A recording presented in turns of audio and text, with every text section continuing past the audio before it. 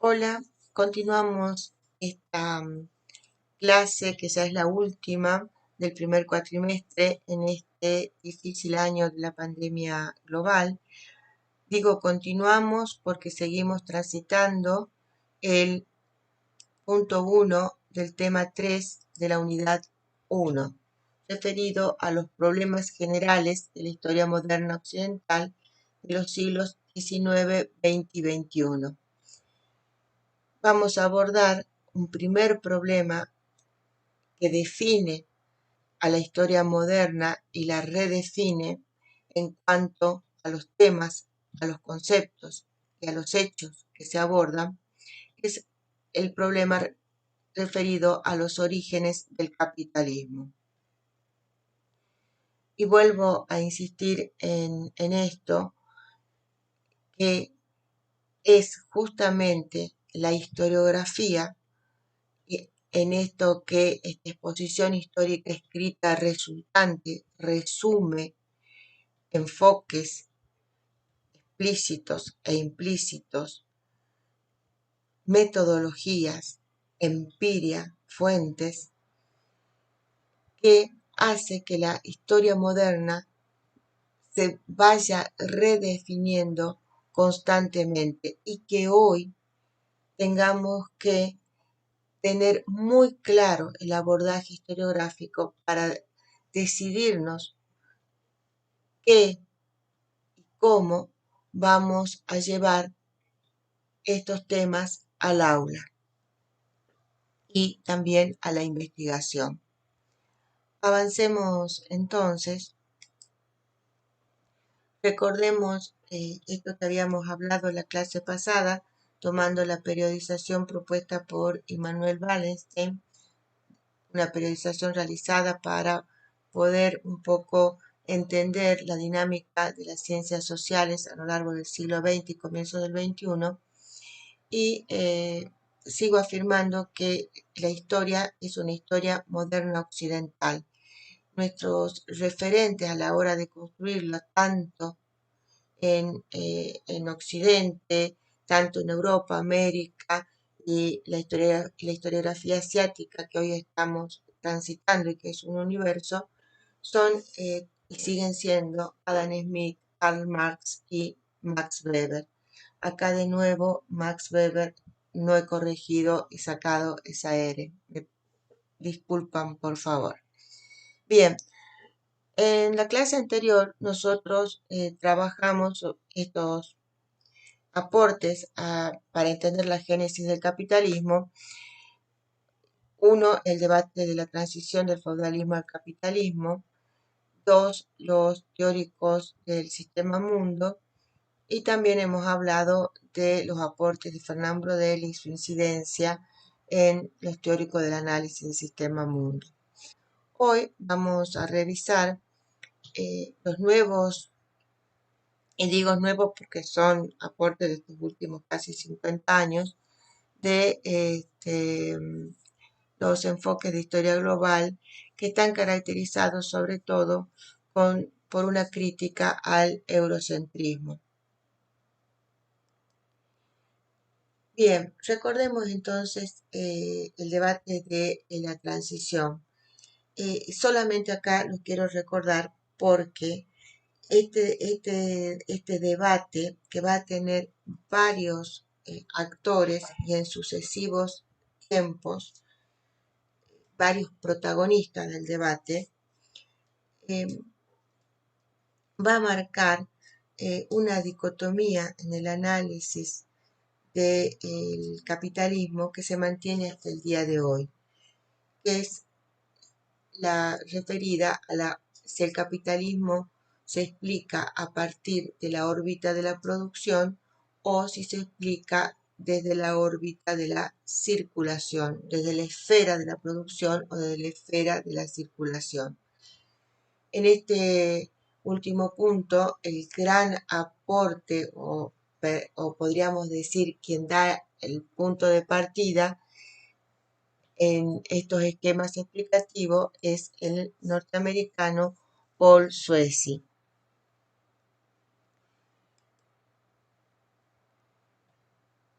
Hace 74 años que se escribió el libro que dio origen a este debate, y es el de Desarrollos del Capitalismo de Maurice Dobb. La influencia que tiene va a ser hasta el día de hoy. Sobre todo esa influencia se va a evidenciar en los países no desarrollados, ¿no? Va a ser muchísima la influencia, inclusive la primera edición de este libro en español se publica en Argentina, por una editorial argentina.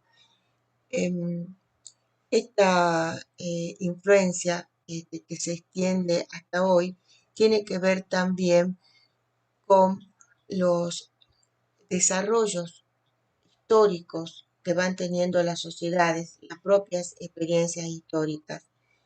Como habíamos planteado en la clase anterior, la experiencia histórica de un socialismo posible en los años 50 y 60 y 70 también, y sobre todo de un socialismo exitoso, lo que se podría pensar en esa muestra que se da de un astronauta en la orbitando, y de un éxito que fue Yuri Gagarin, y del éxito que presentaba la Unión de las Repúblicas Socialistas Soviéticas en la carrera espacial, hacía muy posible la conquista del socialismo y del comunismo.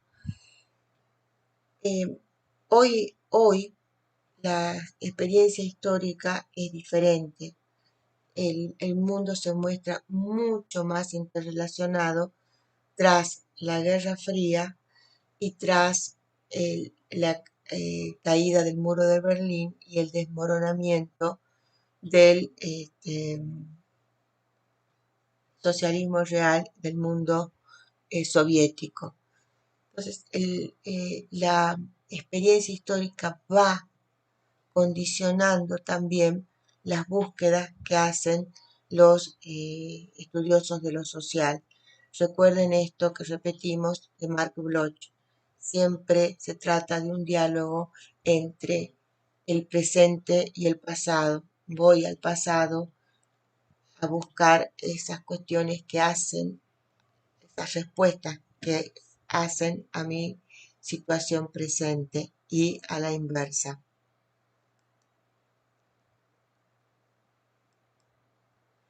Bien, avancemos entonces, y este cuadro es solamente un ejercicio para pensar esto de cómo cambia desde donde yo me posiciono respecto de los procesos y los hechos que voy a revisar cuando estudio historia moderna y después cuando pienso en enseñar historia moderna. Por ejemplo, si me posiciono dentro del debate de la transición, voy a tener un planteo diferente a la hora de enseñar historia moderna o de estudiar historia moderna. Primero, porque es un planteo específicamente europeo, porque recordemos que la influencia del debate la va a tener hasta casi hoy la propuesta de Maurice Dobb, que entiende que el capitalismo es un fenómeno endógeno al feudalismo, que surge de las entrañas del propio feudalismo, y es un fenómeno específicamente inglés y europeo por excelencia. Entonces, y cuando encontramos estos inicios de la desaparición del feudalismo y los rasgos ya y elementos del capitalismo, va a ser justamente en la crisis del siglo XIV. Entonces, mi agenda va a comenzar con la crisis del siglo XIV hasta la revolución industrial, porque justamente algo que va a plantear este Morisot es que el capitalismo maduro tiene lugar en el siglo XIX. ¿Y, ¿y qué hace al capitalismo maduro?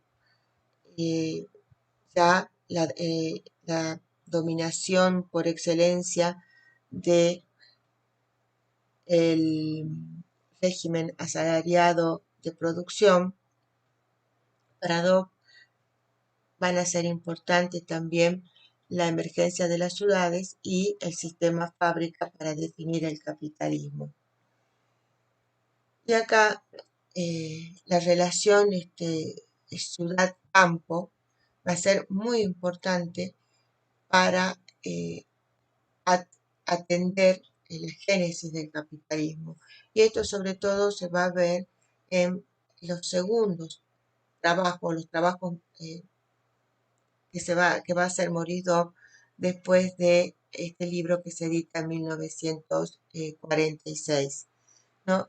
¿Por qué? Porque va a empezar a agendarse eh, en la definición también de feudalismo, que el feudalismo va a tener el comercio también en su dinámica interna.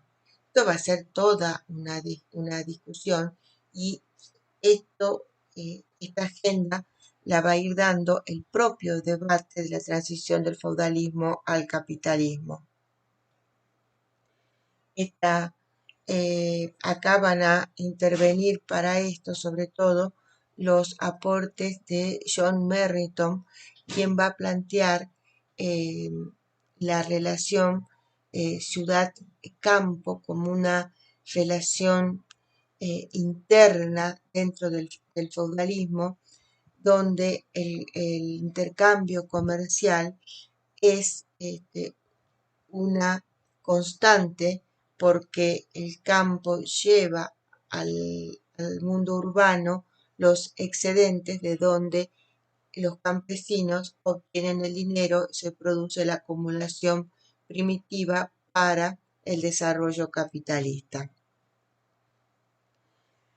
En este sentido, y para pensar en este campesinado que ya deja de ser siervo, porque va avanzando hacia una relación de tipo asalariada, porque no posee la tierra y tiene que vender su fuerza de trabajo para acceder, para poder subsistir. En la agenda va a ser muy importante la revuelta campesina de 1381 y este es el aporte de Rodney Hilton, quien es un partícipe esencial del libro de la transición del feudalismo al capitalismo, podríamos decir del segundo libro que va a incorporar a marxistas no británicos y no americanos, como por ejemplo a Guibois. También la agenda se va a enriquecer con los aportes de Takahashi, cuando se plantee que es necesario, y está la crítica de Takahashi, que comparte mucho de la mitad de Dock, pero cuando la crítica está, bueno, hay que ver mucho más allá de Europa, y él plantea el caso de el Japón, de las sociedades precapitalistas asiáticas, y el caso concretamente Nippon. Esto también va a enriquecer y va a extender la discusión fuera de Europa. Y, por ejemplo, también esa discusión va a tener eco en América Latina con todo este debate sobre si América Latina fue feudal o no. Un debate que todavía algunos académicos sostienen. Bien, entonces, si en el debate de la transición vamos a ver que se van a agendar nuevos conceptos y también nuevos hechos. Uno de los hechos importantes que va a explicar esta transición del feudalismo al capitalismo es el aporte de Hobsbawm respecto de la crisis del siglo XVII. Nosotros acá no vamos a desarrollar este punto porque este punto lo vamos a trabajar más en la unidad 2, cuando leamos algunos textos. Eh, Otro planteo importante que va a hacer Hobsbawm es, ya acá estamos embebidos de los aportes de la teoría de la dependencia, ya hay un cambio de mirada, y tiene que ver, porque Hobsbawm, a diferencia de Maurice Dobb, es un autor y un investigador que va a mirar globalmente. Y entonces él va a encontrar un nexo entre las periferias y el centro inglés, ¿no? Como Hobsbawm nos propone una explicación donde justamente son las colonias inglesas, tanto las asiáticas como las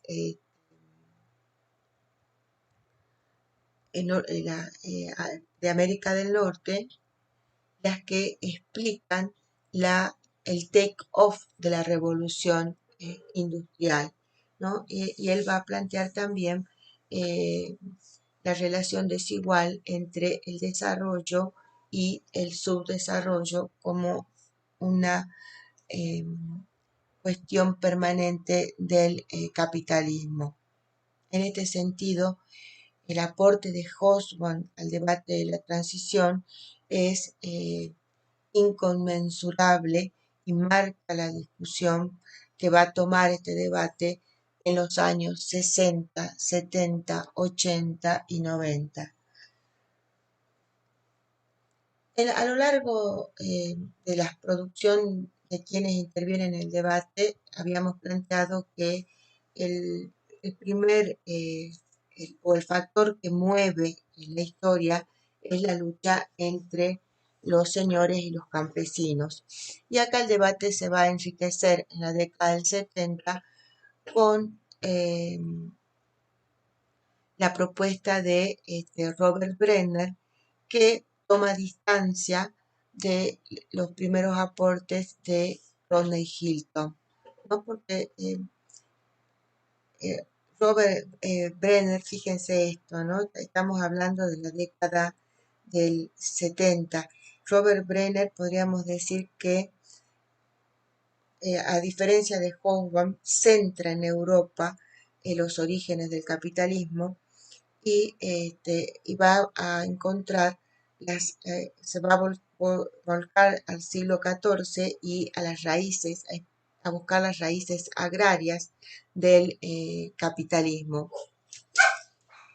Y así va a encontrar las diferencias en la estructura de la propiedad de la tierra y va a proponer justamente a partir de analizar comparativamente Inglaterra y Francia cómo es esta estructura de propiedad diferente, eh, no arraigada a la costumbre, donde no hay no hay, podríamos decir en términos actuales, empoderamiento del campesinado, como es en el caso francés, que es justamente donde se van a dar los intersticios para el desarrollo del capitalismo. Pero por estas características, a diferencia de Hilton, él va a entender que va a ser justamente el primer actor, el primer factor que hace al movimiento de, de- de- de toda la estructura es la lucha de clases. Pero el actor principal de esto va a ser el terrateniente. Y acá va a marcar una gran diferencia con, con Rodney Hilton. Este debate va a ser, el de Brenner se va a extender, va a tener muchos seguidores y el debate, fíjense, esta cosa a mí me parece interesante, que el debate de la transición va a ser un debate angloparlante, ¿no? Entre historiadores, sociólogos, economistas, estudiosos de lo social norteamericanos ingleses, y concretamente en Inglaterra, esto que se conoce como la tradición marxista británica, el grupo de historiadores marxistas británicos. Pero la influencia no va a ser tanto en los académicos ni en las investigaciones de los países de que ellos se originan, sino su influencia va a estar fuera de estos países, justamente en regiones que están transitando, por ejemplo, los movimientos de liberación o están transitando experiencias permanentes de tratar de cambiar el orden del statu quo. Pienso concretamente en América Latina y en nuestro país. Es una historia moderna, netamente eurocéntrica. Y acá y va a generar una agenda muy fuerte para la historia moderna. Si yo me paro en esta propuesta, mi agenda va a ser netamente europea y acá después puedo incorporar otros conceptos que van aportando a este debate, como por ejemplo los aportes del alemán Mendel sobre la protoindustrialización. Y recalco esto y vuelvo a insistir en por qué tengo que tener claro la historiografía, porque los hechos, y esto ya lo sabemos desde Mark Bloch, los hechos no los hace la experiencia histórica, los hechos son construidos por los estudiosos sociales, ¿no? Concretamente, en este caso, y digo estudiosos sociales porque estamos siempre en que estamos trabajando con fronteras totalmente difusas. Este debate que marca la historiografía es un debate que lo inician economistas. Bien, entonces, si yo me ubico en esta línea, voy a tener hechos, conceptos y espacios específicos. Y ahora, por ejemplo, dentro del mismo marxismo y el mismo marxismo anglosajón, vamos a tener otro aporte muy diferente que va a marcar otra agenda, que es el de los teóricos de los análisis del sistema mundo. Y ya hemos hablado en la clase anterior respecto de los 3 tomos de Wallenstein y, y, y de dónde se nutre Wallenstein, que habíamos retomado los aportes de Brodel, de Polanyi, de los teóricos de la dependencia.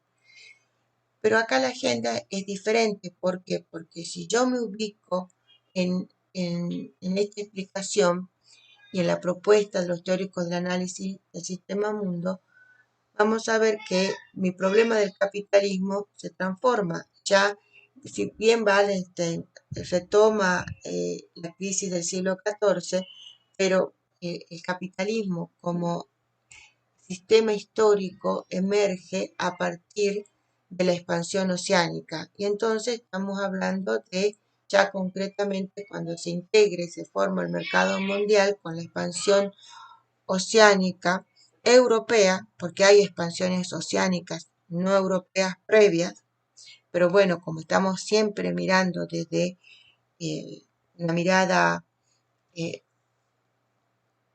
construida, una visión construida desde Europa, estamos mirando eh, y que mira Europa, estamos hablando de las expansiones oceánicas europeas. Y acá va a ser, estamos ya dentro de la esfera de la circulación. Algunos de los marxistas, podríamos decir, aferrados al debate de la transición, critican a Wallenstein, lo acusan de no marxista por plantear que es la esfera del comercio la que va a explicar y consolidar el sistema capitalista del comercio mundial. Para Wallenstein va a ser muy importante la relación centro-periferia, la relación desigual entre el centro y la periferia, ¿no? Entre Europa occidental y sus colonias, porque a partir de este desarrollo desigual entre el centro y las periferias que se explica justamente el sistema capitalista, al cual Wallenstein lo define como esencialmente monopólico y por su tendencia incesante al lucro. Y acá la unidad de análisis ya no es Inglaterra, ya no es una formación nacional, como se desarrolla mucho de los estudios que ascriben a esta propuesta del debate de la transición, sino es la unidad de análisis es el mundo, el sistema mundo. Finalmente, entonces, vamos a los últimos aportes que también van a provenir de historiadores, economistas, antropólogos, geógrafos, estudiosos de lo social, que no son, algunos no son marxistas y muchos de ellos ascribieron al marxismo y mantienen la perspectiva crítica, pero cuestionan estas miradas justamente por su carácter eurocéntrico. Por supuesto que acá ya estamos en los años 80, 90 y 2010, 2020, donde tenemos un mayor utillaje teórico, epistemológico y de experiencias históricas. El mundo que transitan estas ambas perspectivas anteriores que desarrollamos es el mundo de la Guerra Fría. Es el mundo en clave totalmente imperialista y de supremacía de potencias. Este mundo que transita en esta experiencia es justamente el mundo del siglo XX desmoronándose, ¿no? Es el ascenso vertiginoso de las economías asiáticas, el caso de Japón tras la Segunda Guerra, el caso de acá, ojo, porque tenemos muchas nuevas explicaciones, pero esto es lo que se evidencia, o sea, que se palpa en el caso de Taiwán, Corea, China, India. Entonces, el desmoronamiento del mundo soviético, la apertura económica de Cuba, la fabricación dentro del comunismo chino y del autoritarismo chino de una economía de mercado que cubre el globo. Entonces, todo esto obviamente va a traer nuevas preguntas, nuevos planteos, nuevas críticas, es decir, por qué ascienden estas economías asiáticas y de pronto se empiezan a revisar papeles anteriores que estaban y empiezan a aparecer eh, nuevas propuestas que tratan justamente de explicarse si este ascenso del este asiático tiene, tiene que ver con las nuevas realidades que se configuran tras la Segunda Guerra o con viejas realidades que la historiografía olvidó en algún caso o directamente desconoció porque no tuvo acceso a esas fuentes o porque las relegó. Esto es parte de la discusión y parte de la crítica. Si ustedes ven los nombres, yo acá no puse ya tendencias claras como las que veíamos con el debate de la transición o los teóricos del análisis del sistema mundo. Simplemente agregué nombres que a mí me parecen interesantes por los aportes que están haciendo a la agenda de la historia moderna hoy, desde una perspectiva no eurocéntrica. Muchos de ellos provienen del marxismo, pero son críticos y se nutren ahora de lo que hemos llamado y que ya conocemos, nosotros no hemos llamado, sino han llamado, los estudiosos lo han llamado, los estudios postcoloniales. Pero muchos de ellos no son marxistas, se nutren de otros de otro utillaje eh, conceptual y metodológico, pero que también van a aportar mucho a esta mirada crítica no eurocéntrica. Acá la agenda es diferente, porque fíjense esto, y esto para lo que piden, profesora, quiero estudiar procesos, quiero estudiar esto, no quiero ya estudiar historiografía, ¿por qué esta profesora enseña historiografía? Esas críticas eh, que por allí vienen demandantes porque ya quieren el relato. Y fíjense esto, si yo me paro acá, en esta, acá ya trabajando en la reestructuración epistemológica, acá sí o sí tengo que considerar Asia en la agenda. No puede estar. Y ojo con esto, porque Asia está no vista como la vimos, por ejemplo, en este planteo, de los teóricos del análisis del sistema mundo, ¿m? O en el planteo de Hobsbawm, sino Asia como parte explicativa de, eh, del mundo moderno. Bien, acá, ¿y por qué coloco de este modo? Porque no hay una línea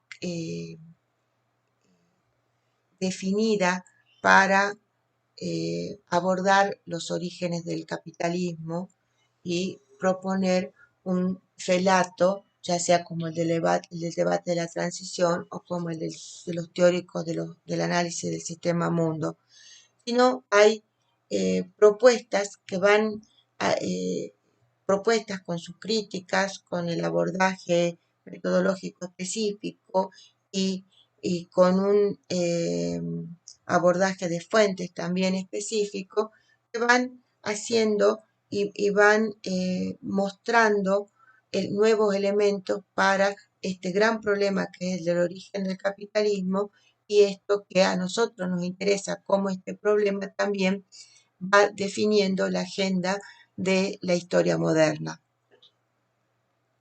Ya en esta nueva agenda encontramos, fíjense, gente que ya no es solamente o norteamericanos o estadounidenses o británicos.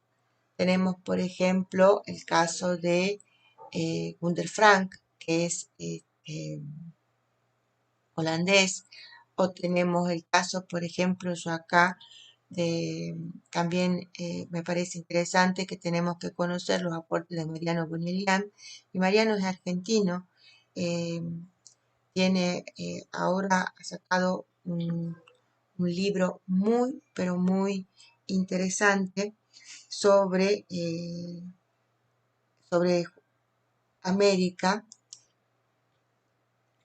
A ver si me tengo por acá el, el nombre concreto, déjenme que lo voy a pensar, me voy a acordar para darles viene el nombre del nuevo libro de Mariano, que yo hice justamente una reseña hace muy poco y que me parece, como digo en esa reseña, es un libro que debemos leer y debemos conocer porque justamente trata de América en la historia global.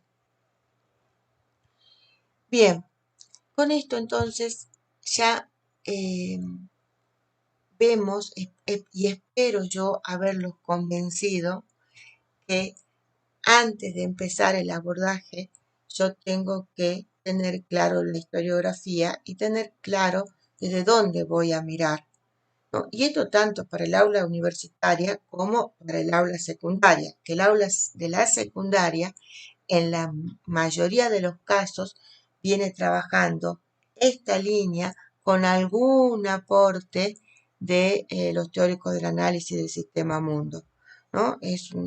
Hay que renovar la enseñanza de la historia en las aulas secundarias y de la secundaria, y ustedes justamente van a ser los artífices de esa renovación.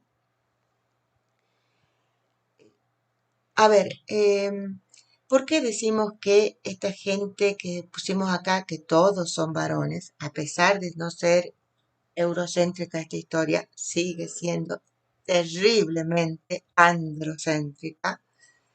Van a aportar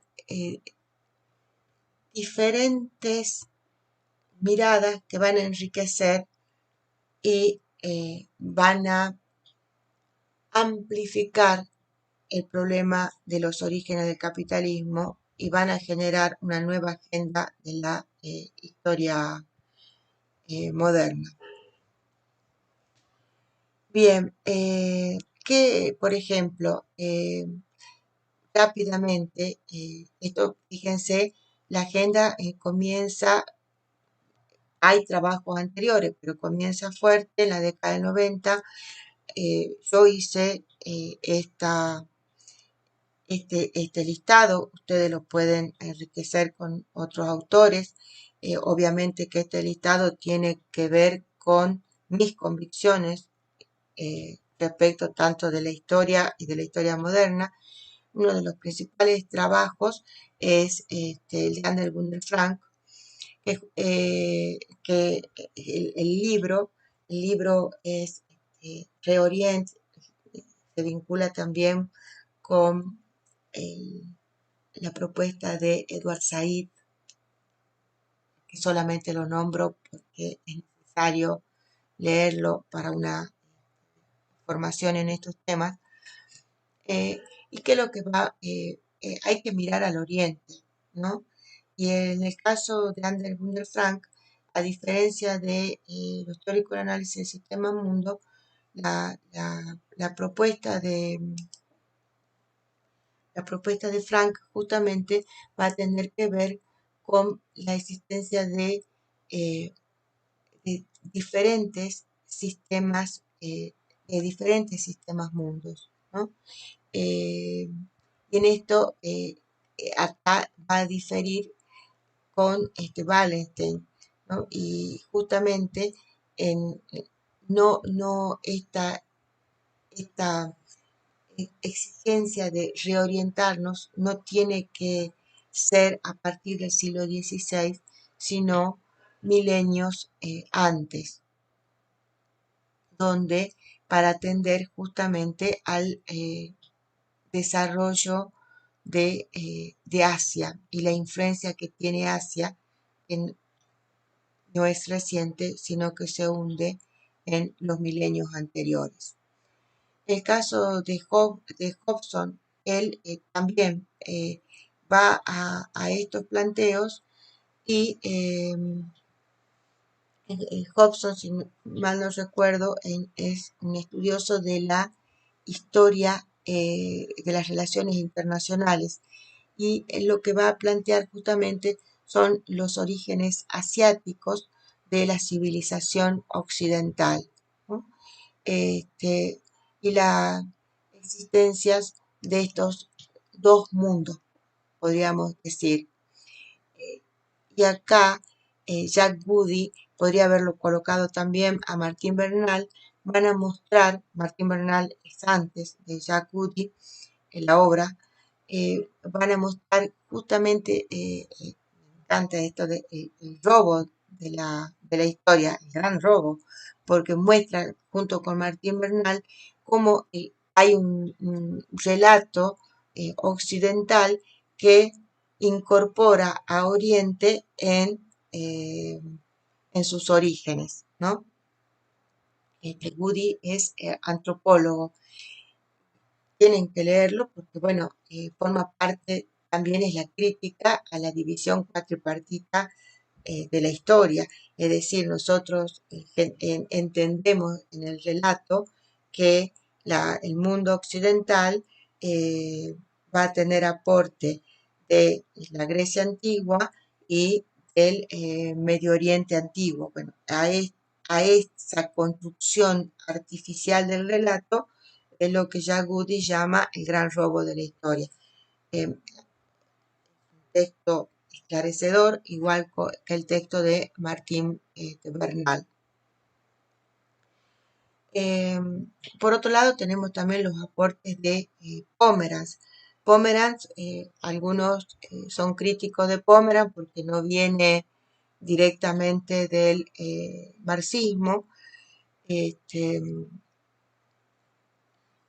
ya hemos hablado de Pomeranz en el primer punto de la unidad 1, pero Pomeranz va a generar un tsunami en la historia, porque va a plantear allí una agenda totalmente diferente para la historia moderna, ¿no? Porque el desarrollo entre Europa y Asia es un desarrollo igual en determinadas regiones, tienen un igual desarrollo las regiones noroccidentales de Europa. Si hacemos referencia, sería Inglaterra, los países actuales de Holanda, Bélgica, Alemania, un poco quizás de Dinamarca, la Europa noroccidental,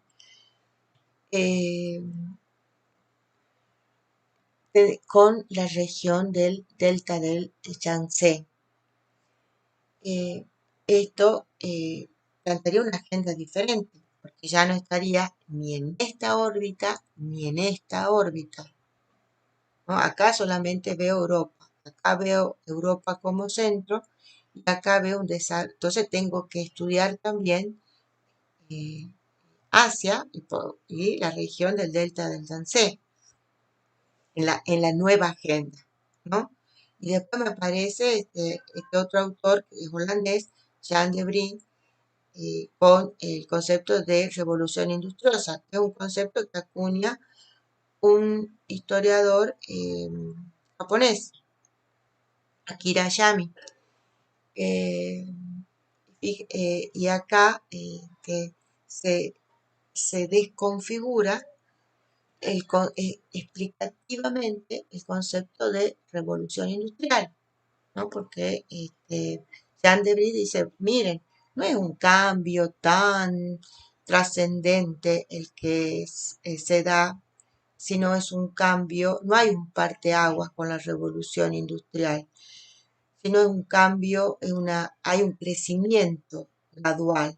Y acá va a plantear una crítica a todos estos planteos.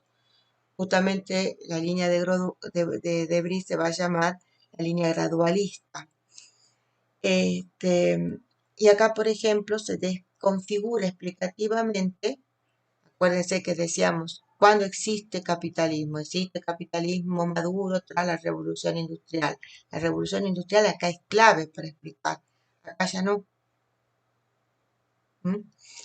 Y aparte otra cosa, hablamos de una revolución industriosa. Y perdónenme acá porque en mi listado me olvidé, por ejemplo, de Kaoru Sugihara, un historiador asiático que junto con Akira Yami van a plantear una revolución industriosa paralela en Japón. Nosotros también vamos a estudiarla, ¿no? Y después está Robert Allen. Robert Allen es un historiador económico inglés que tiene una gran frase que yo siempre repito, que dice que los gráficos no bastan, que la historia cuantitativa no basta, que la explicación tiene que nutrirse también de otras fuentes, tiene que saturarse, sería de otras fuentes, como por ejemplo, esto ya lo digo yo, puede ser por ejemplo los libros de época, la literatura de la época o los documentos ya de historia política u otros tipos de documentaciones. Robert Allen hace un aporte central para cuestionar el debate de la transición. ¿Por qué? Porque si ustedes ya leyeron el capítulo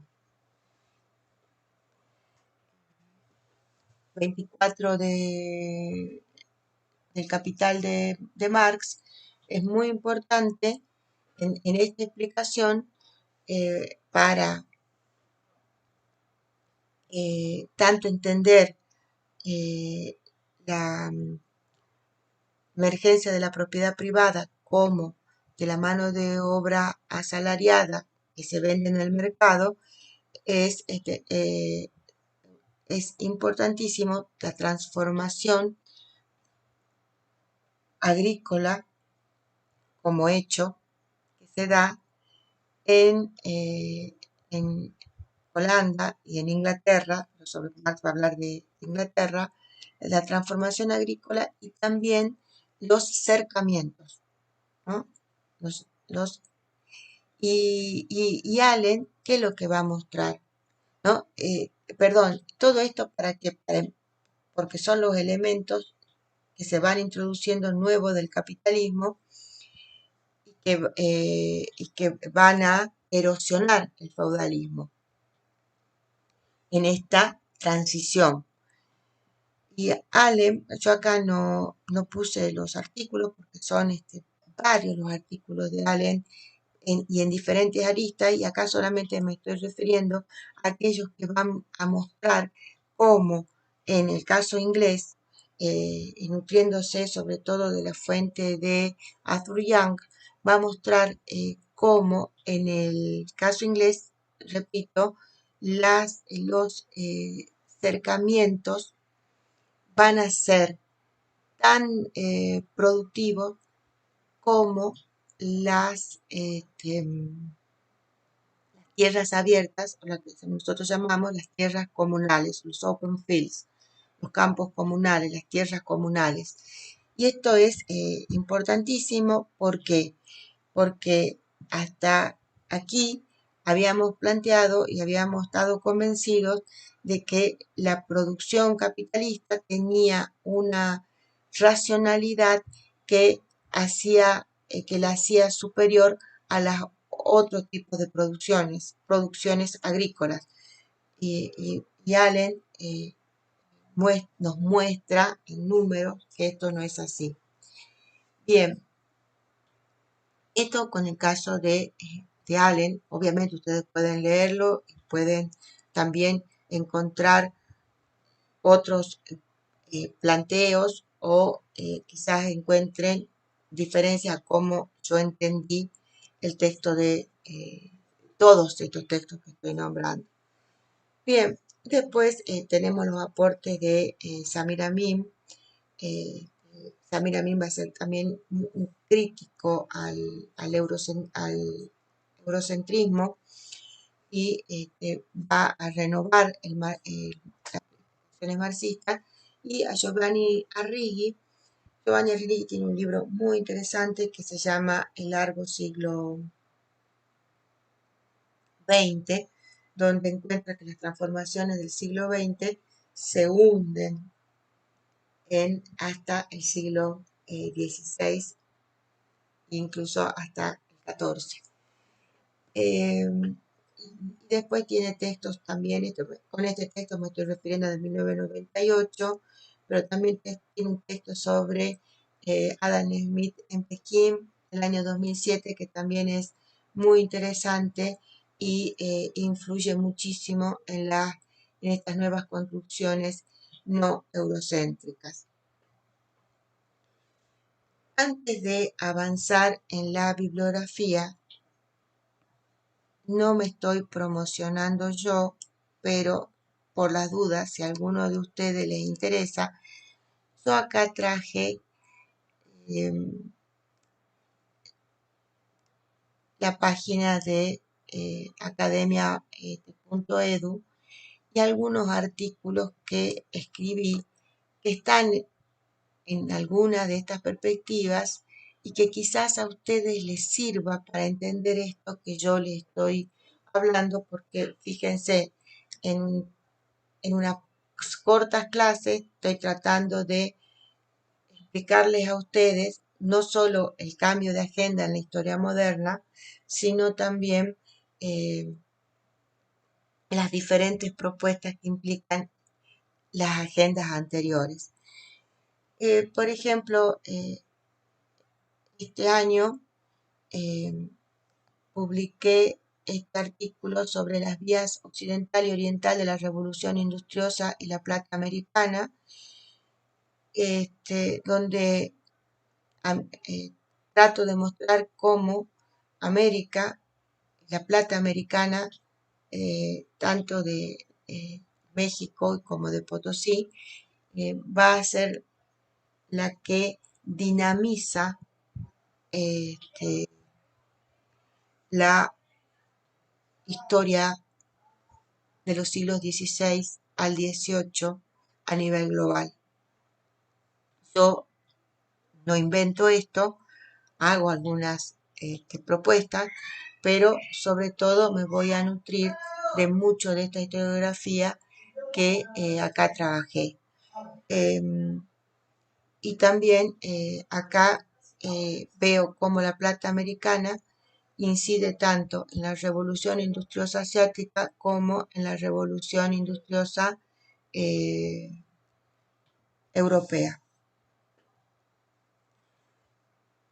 Este texto me parece que les puede servir. Este otro texto, América de Colonia al Reino y de Periferia a Centro, lo vamos a trabajar un poco, parte de lo que dice en las clases que trabajamos el problema del Estado moderno. Pero sí este texto, el problema del crecimiento económico en la Europa moderna, del eurocentrismo, el asiacentrismo y policentrismo, este texto un poco le va a dar información sobre mucho de lo que acabo de hablar. Y por último, me parece también para este punto, me parece importante la lectura de aportes de la perspectiva relacional y global a la historiografía de los tiempos modernos.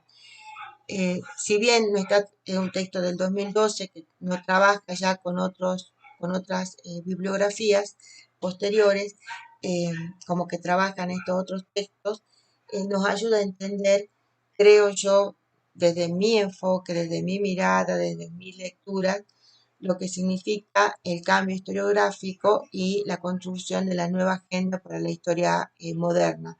Y también se centra muchísimo en el aporte de Wallenstein.